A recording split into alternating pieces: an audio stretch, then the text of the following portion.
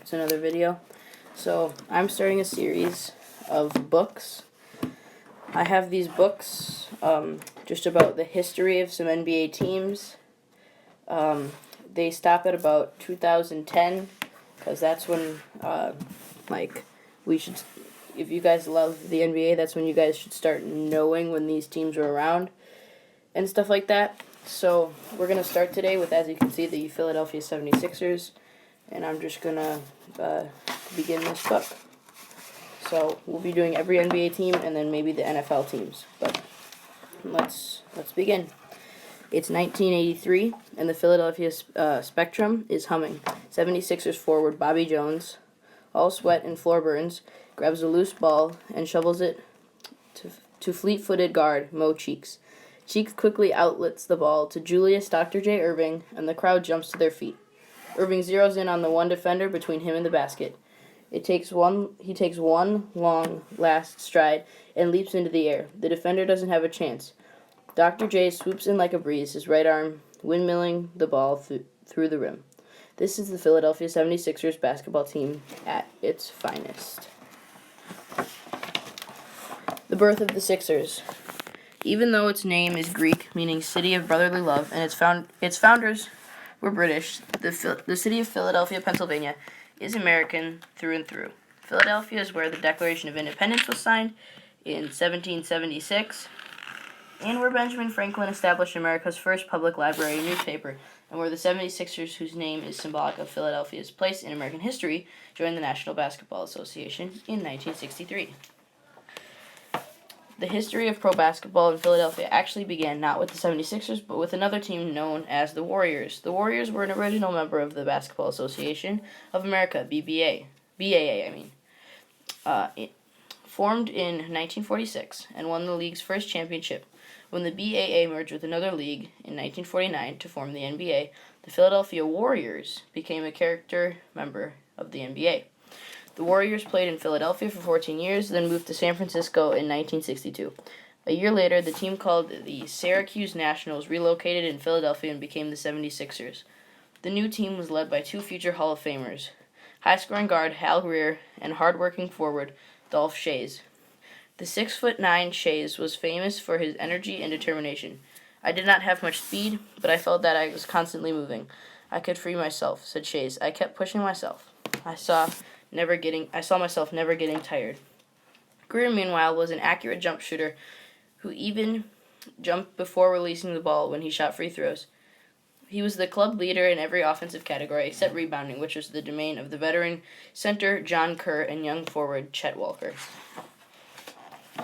Wilt brings home a title. The 76ers were successful, but not a championship-caliber team. That all changed when, in 1965, the club traded for local hero Wilt Chamberlain, who had played his high school basketball in Philly. With the 7'1" Big Dipper and his power forward Luke Jackson, Philadelphia was suddenly a championship contender. Billy Cunningham arrived in Philadelphia via the 1966 NBA Draft. A 6'7" forward from the University of North Carolina, Cunningham was nicknamed the Kangaroo Kid for his jumping ability and aggressiveness, and he brought new fire to the 76ers lineup that opened that 1966-67 season. Under coach Alex Hoonem, the club finished with a 68-13 record, the best mark in NBA history up to that time. The mighty 76ers blazed by the Cincinnati Royals and Boston Celtics in the first two rounds of the playoffs, then wrapped up the NBA title by trouncing Chamberlain's old team, the San Francisco Warriors, in 6 games. At last, Chamberlain had helped bring home an NBA title to Philadelphia. "The fact that I had the honor to coach that team is the reason I'm in the Hall of Fame," Coach Hannum would say years later. The 76ers continued on a 1967-68 as if their championship year had never ended, finishing the season with a 62-20 record. But the Celtics, led by stars Bill Russell and John Havlicek, roared back from 3-1 deficit to beat the 76ers in the Eastern Conference Finals, then captured their 10th NBA championship in 12 years. Chapter 3. The 1968 Conference Finals loss then sent the 76ers into a terrible downward spiral. Over the next 2 seasons, coach John Hannum resigned, Chamberlain was traded to the Lakers, and Cunningham signed with the American Basketball Association, ABA team. In the 1972-73 season, the 76ers finished a 9-73 record, which remains the worst in NBA history up to this time. Things changed for the better in the summer of 1975 when the 76ers signed George McGinnis. In 1975-76, power forward McGinnis, a former ABA Most Valuable Player, led the 76ers in scoring and rebounding. A year later, the Sixers purchased the contract to forward Julius Erving. Erving, from the financially troubled New Jersey Nets of the ABA, with his amazing fakes and soaring dunks, Erving put on an impressive show, said former NBA star Dave DeBusschere. I hope I'm saying that right. There are athletes who are known as the franchise, but Julius isn't the franchise, he's the league. Erving's arrival was a turning point for the 76ers, and with McGinnis, he led the Sixers to an Eastern Conference crown in 1976.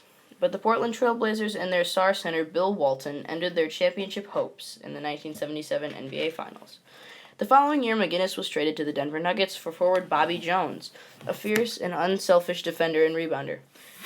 Philadelphia also drafted 6'3" point guard Maurice Mo Cheeks, who instantly became the floor general for Philadelphia's dangerous ball club. To the top again. In 1980-1981, Erving became the first non-center to win an NBA's MVP award in 17 years, averaging 24.6 points, 8 rebounds, and 4.4 assists a game, and leading Philly to a 62-20 record, tied for the best in the league. He was alive again this season, said Kevon Loughery, the coach of the Atlanta Hawks. He was the Dr. J of old, the one I saw and coached in the ABA. He was a lot wiser and sometimes less flamboyant, but awesome again. Even with Dr. J at the top of his game, though, the Sixers lost to the Los Angeles Lakers in the 1982 NBA Finals. That offseason, the 76ers traded with the Houston Rockets for center Moses Malone. Some critics wondered whether Erving would be able to share the spotlight with Malone, a two-time NBA MVP. Dr. J had no such doubts. At this point, winning the title is the only thing that's on my mind, he said. Erving and Malone powered the Sixers to 65 victorious during the